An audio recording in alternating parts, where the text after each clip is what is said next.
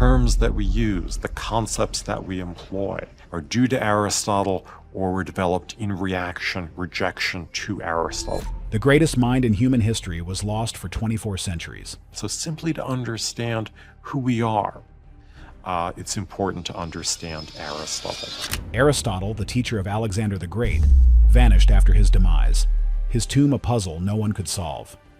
But that's about to change. After a grueling 20-year search, a team has unearthed a structure so magnificent, so perfectly aligned with ancient prophecies, that it can only be one thing: the long-lost tomb of Aristotle. But the discovery is not what anyone expected. What they found inside has started a war among historians, and may hold a secret far bigger than just a philosopher's grave. When history forgot its greatest mind. As a young man, Aristotle journeyed to Athens, the intellectual heart of the ancient world, to study at Plato's famous academy.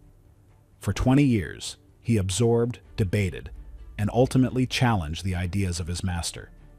While Plato looked to a world of perfect forms and abstract ideals, Aristotle got his hands dirty. He believed knowledge came from observation and experience.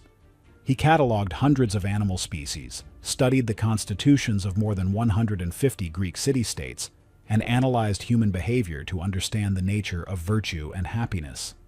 His mind was a relentless engine of inquiry. Later, he would return to Macedonia to tutor a young prince who would become Alexander the Great. It's a wow factor that's easy to overlook. The man who would conquer the known world was shaped by the man who sought to understand it. Aristotle's teachings on politics, leadership, and ethics became the guiding principles for one of the largest empires in history. After Alexander's conquests, Aristotle returned to Athens and founded his own school, the Lyceum. There he produced hundreds of works, creating the first systematic treatises on everything from poetry to physics. But not all things are what they seem. Despite his intellectual immortality, Aristotle's physical end was shrouded in mystery. After Alexander's passing, a wave of anti-Macedonian sentiment swept through Athens, and Aristotle, with his royal connections, became a target. He fled the city, famously saying he would not allow the Athenians to sin twice against philosophy, a reference to the execution of Socrates. He passed away in exile on the island of Euboea in 322 BC. And that's where the trail goes cold. What many overlook are two obscure ancient manuscripts that claim his ashes were returned to his beloved hometown of Stageira. The texts say the people of his city honored him as a hero, burying his remains in a grand tomb and holding an annual festival, the Aristotleia, in his memory. But centuries of war, conquests, and the simple decay of time were cruel. The Roman Empire rose, the Byzantine Empire followed, and the Ottoman Empire ruled for centuries. Stageira crumbled, its grand buildings turning to dust. The precise location of the philosopher's tomb faded from history into legend. For generations, treasure hunters and archaeologists scoured the ruins, finding fragments of the past, a mosaic here, a column there. But nothing pointed to the man himself. How could a mind that shaped civilizations just vanish? The hunt for his tomb was a search for a ghost, until now, a 20-year obsession. The year was 1996. The mission, to put it mildly, was audacious. A Greek archaeologist named Kostas Sismanides launched a systematic excavation of ancient Stageira.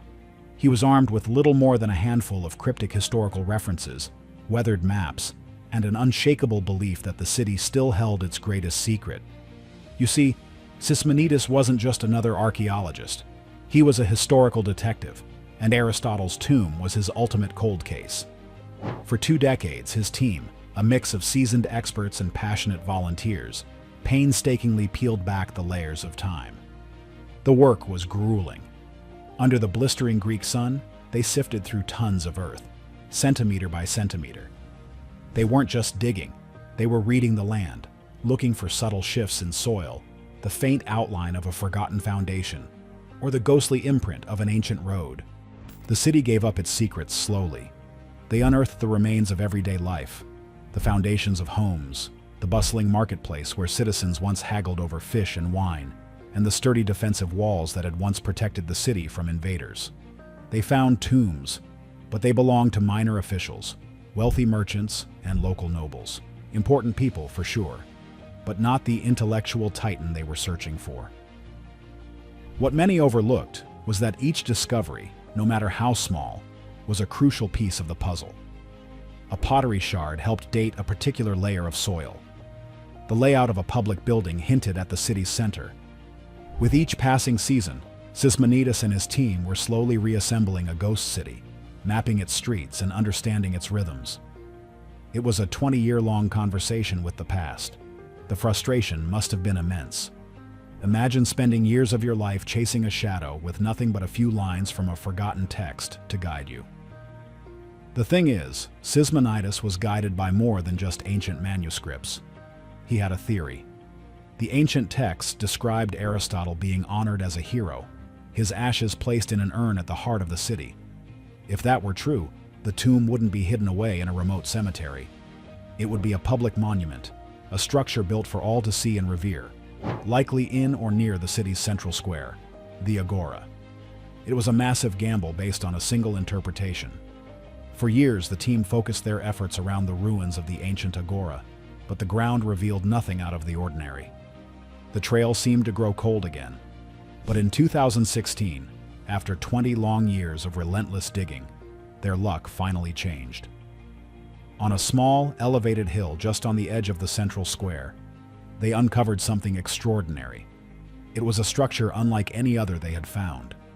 It was massive, domed, and built with a level of architectural precision that screamed importance. Sismonides knew in his gut this was it. The location, the grandeur, the public nature of the site, it all fit.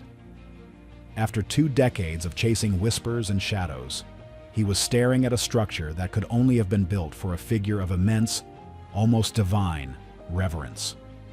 The silence of 24 centuries was about to be broken. The team had found a tomb, but what was inside would spark a global debate. The marble and the mystery. The structure that emerged from the earth was breathtaking. It wasn't just a tomb, it was a shrine. A massive, horseshoe-shaped building crowned with the remains of a 33-foot-high dome, a feat of ancient engineering that would have dominated the city's skyline. The thing is, this wasn't just big. It was built with a level of artistry that spoke of pure devotion. The floors were paved with pristine marble, imported at great expense, that still held a faint gleam after centuries buried in dust. A semicircular wall framed the site, creating what appeared to be a public space for gathering and reverence. At the very center stood a rectangular marble altar, its surface still faintly scorched, a clear sign that ritual offerings and sacred fires were once part of the ceremonies held here. What many overlooked was the tomb's strategic placement. It was built on a terrace with a commanding 360-degree panoramic view of the entire Stageira peninsula.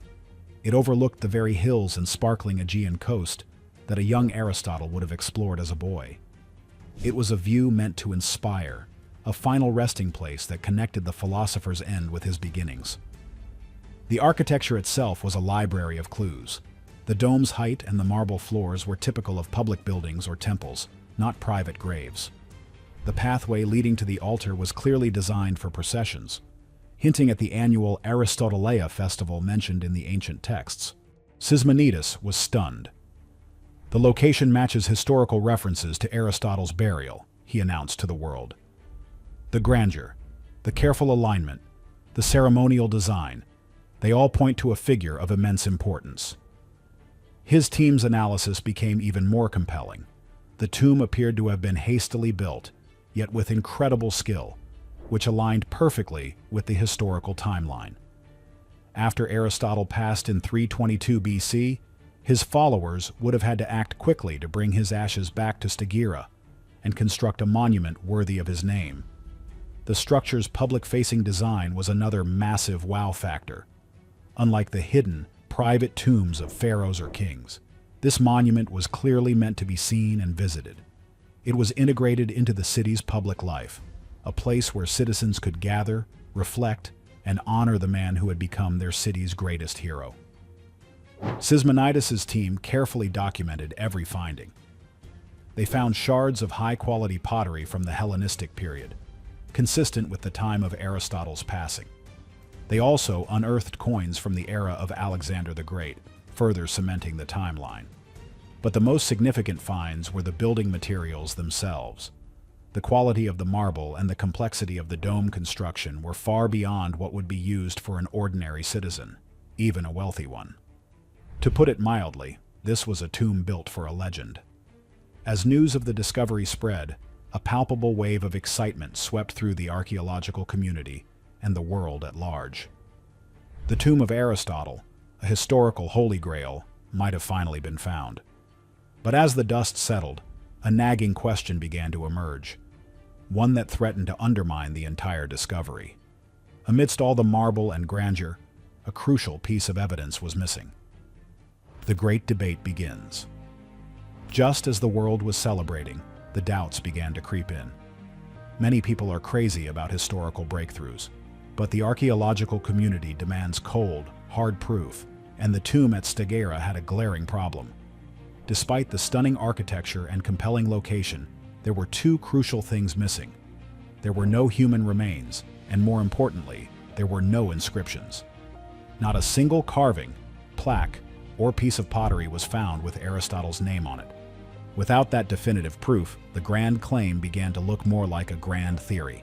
The skepticism was immediate and sharp. Spencer Pope, a respected professor of classics, voiced the concerns of many. While the structure is undeniably remarkable, he stated, there is no incontrovertible evidence linking it to Aristotle. The tomb could belong to another prominent figure from Stageira's past. We cannot jump to conclusions. The thing is, archaeology is a science of details, and the details here were frustratingly vague. The absence of the urn said to contain Aristotle's ashes was a major blow. Over the centuries, it could have been looted, destroyed, or simply disintegrated. But without it, the tomb was just an empty, albeit magnificent, monument. Sismonides and his team pushed back, arguing that the circumstantial evidence was overwhelmingly strong. They pointed to the two ancient manuscripts, one from an 11th century Arabic biography and another from a manuscript in Venice's Marciana library, both of which described Aristotle's ashes being returned to Stageira and honored in a public tomb. The structure they found matched these descriptions perfectly. Furthermore, they argued that the destruction of the city by Philip II of Macedon and its subsequent rebuilding by Alexander the Great at Aristotle's request meant that any major monument built in that period would have been a project of immense public importance. To build something this grand at the heart of the newly rebuilt city for anyone other than its greatest hero would be unthinkable. The debate raged. On one side, you had Sismonides and his supporters, who believed the convergence of historical texts, location, and architectural grandeur was too strong to be a coincidence. On the other side were the purists, who argued that without a name carved in stone, the claim was pure speculation. What many overlooked was that this kind of debate is common in archaeology. Discoveries are rarely clear-cut, and interpretations can differ wildly. The tomb of Aristotle became a flashpoint for this fundamental tension between circumstantial evidence and the need for definitive proof. For every expert who praised the discovery, another urged caution. The excitement was undeniable, but the scientific community remained divided. It was a classic academic showdown, with the legacy of one of history's greatest figures hanging in the balance.